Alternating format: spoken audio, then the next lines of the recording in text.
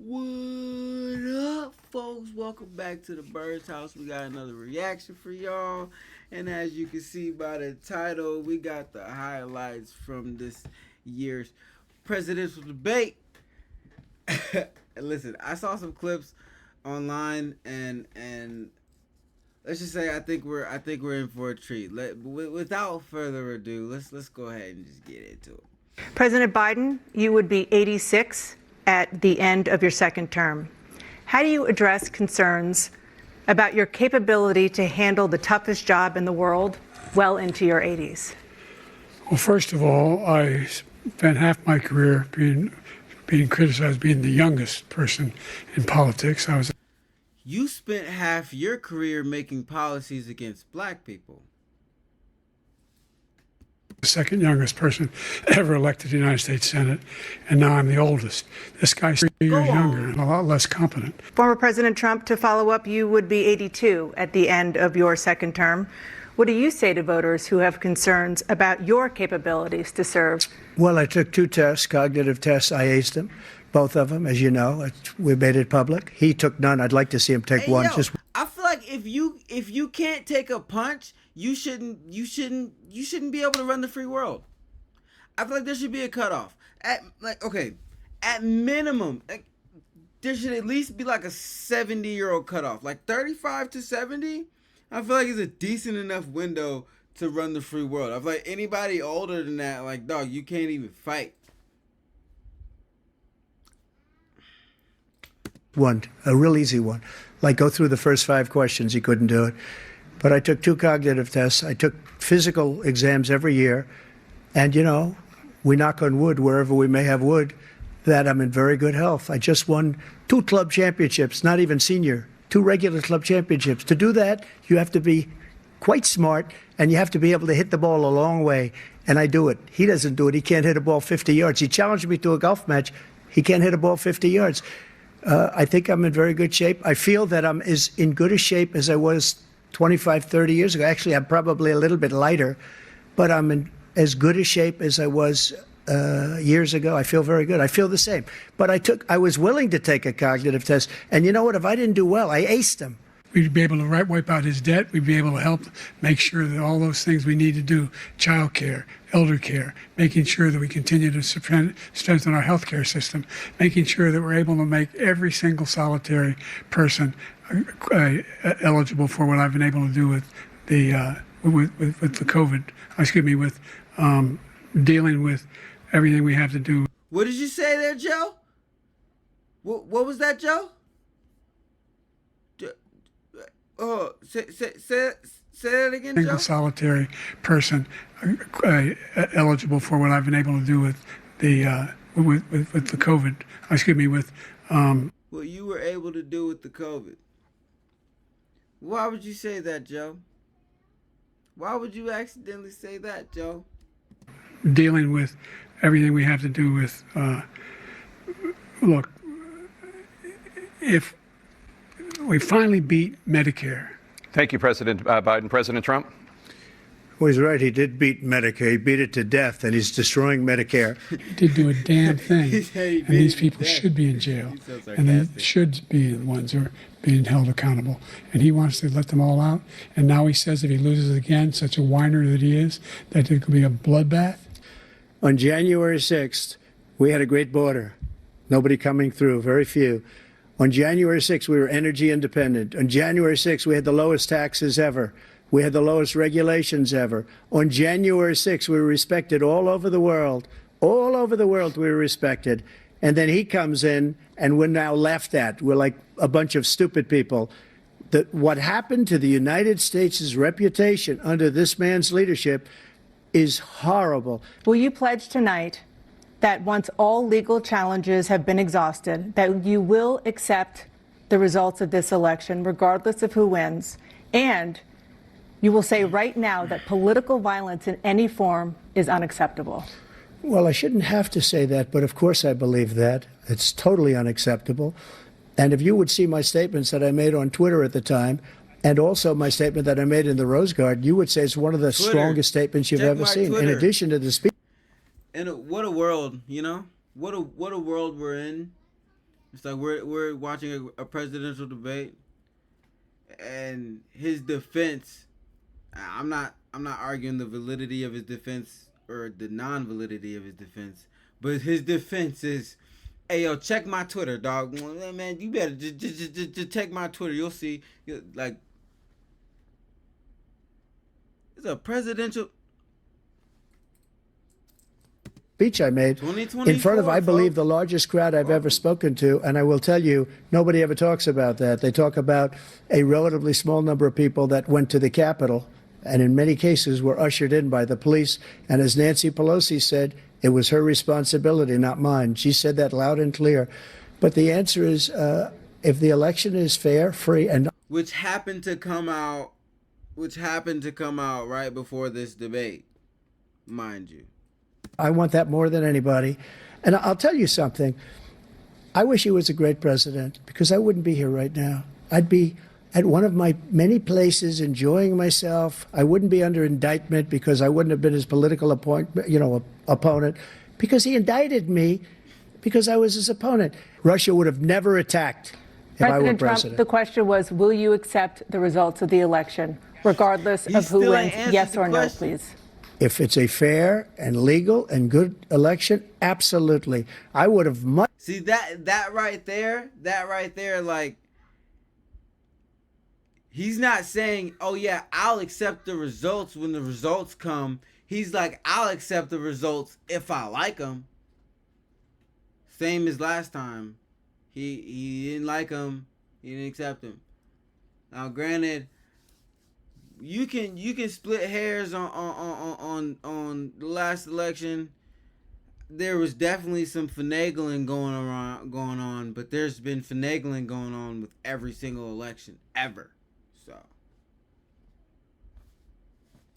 Much rather accepted these, but the fraud and everything else was ridiculous. And if you want, we'll have a news conference on it in a week, or we'll have another one of these in a week. But I will absolutely, there's nothing I'd rather do. It would be much easier for me to do that than I'm running again. I wasn't really going to run until I saw the horrible job he did. He's destroying our country. I would be very happy to be someplace. Listen. You got a point. Joe Biden is definitely destroying the country. If you think Joe Biden is okay for America, you need to go touch grass. Okay? Touch grass. Else in a nice location someplace.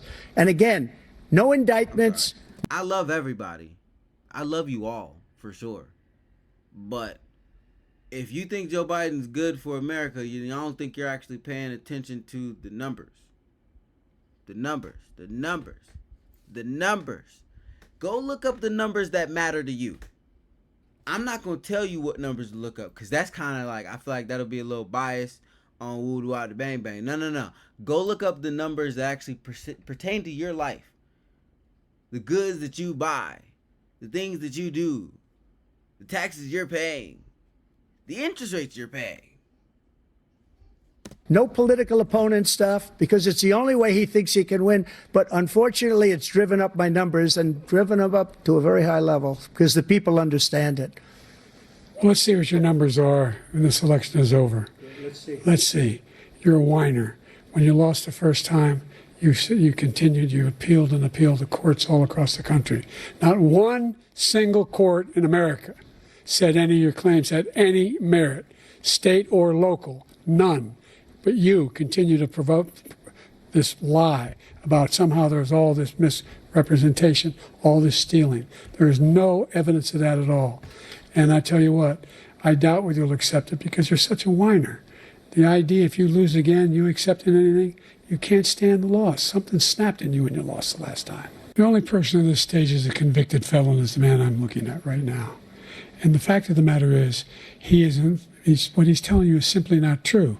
The fact is that there was no effort on his part to stop what was going on up in Capitol Hill. And all those people, every one of those who were convicted, deserves to be convicted. Like so many politicians, this man is just a complainer. He said, we want to do this, we want to do that, we want to get rid of this tax, that tax. But he doesn't do anything.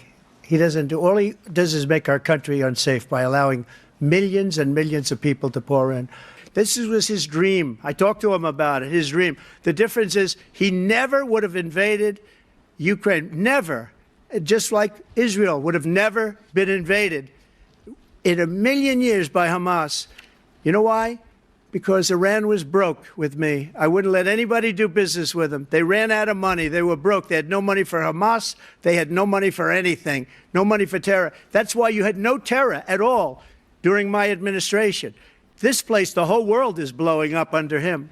The only one who wants the war to continue is Hamas, number one. They're the only ones standing out.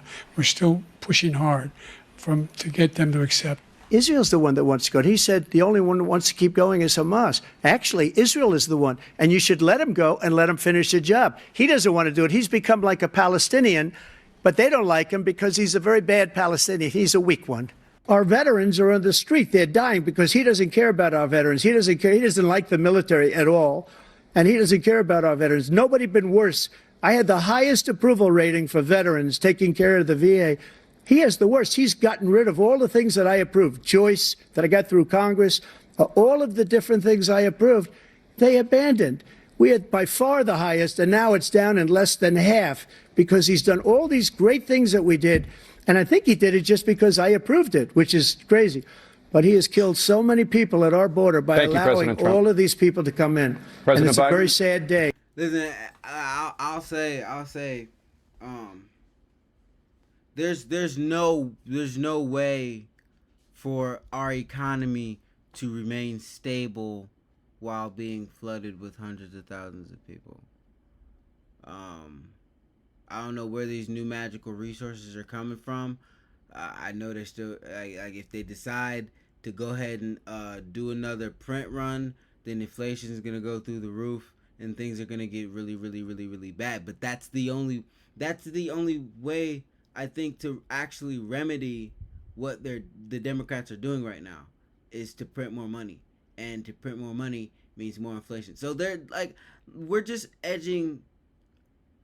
At the risk of speaking too loudly, we're just going slowly towards the crash, and we're gonna get a reset. And I hate to sound like a conspiracy theorist, I do, but I think we're gonna see what they were testing out with COVID. You know, I don't know when, I don't know how long it's gonna take, but like,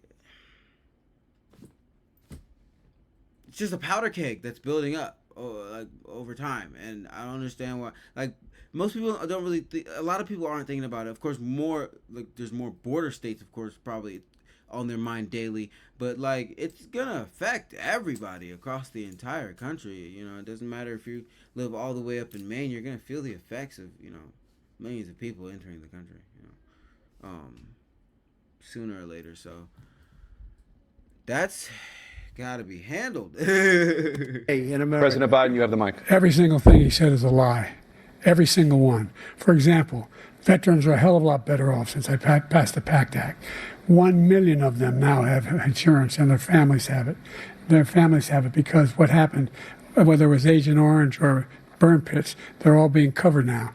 And Veterans do not support Biden. No, you know what? I mean, I'm a vet. But I'm not going to speak for all vets. I won't do that. I'm not going to speak for all vets. But if, gun to my head, you ask me, are vets going for Biden or vets not going for Biden? I'm like, vets not going for Biden. That's how I'd react. You know what I mean? Like he opposed, his group opposed that. Dude, we're also in a situation where we have great respect for veterans. The pullout was bad, dog. My son spent a year in Iraq, living one next to one of those burn pits, came back with stage 4 glioblastoma. I was recently in France for D-Day, and I spoke all about those heroes that died.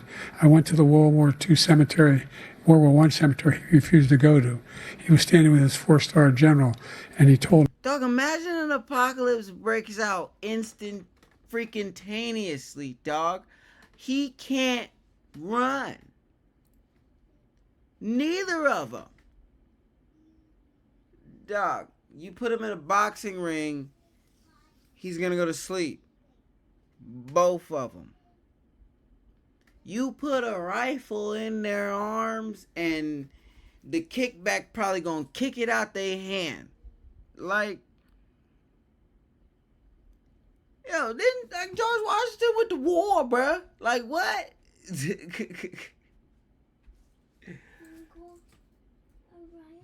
He said, I don't want to go in there because they're a bunch of losers and suckers. My son was not a loser, was not a sucker. You're the sucker. You're the loser. I supported Roe v. Wade. Hey, yo, why he sound so petty, dog?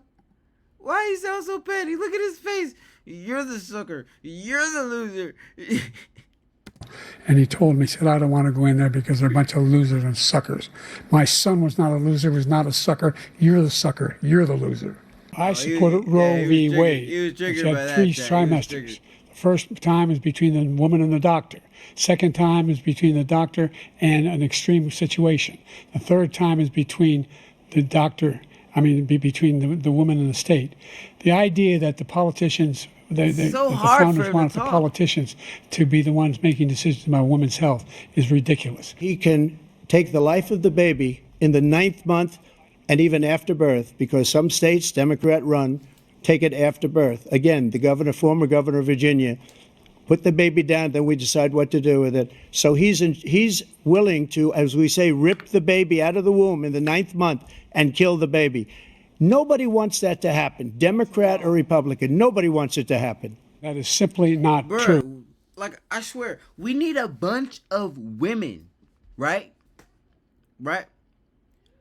Like, all across America that, like, are connected with a bunch of communities, right? To get together and decide on this. Because, like, listen, I have my opinion, for sure, but I'm not going to say it. And I don't feel like saying it, and I don't want to. And because it doesn't matter. You know what I mean? Like, in my own situation, yeah, my thoughts and opinion matter, for sure. A little bit. Just a little bit. Just a little bit. Not all that much, but just a little bit. You feel me? But in the general scheme of it all, like, how I feel about it don't make a difference. You feel what I'm saying? Like, all U.S.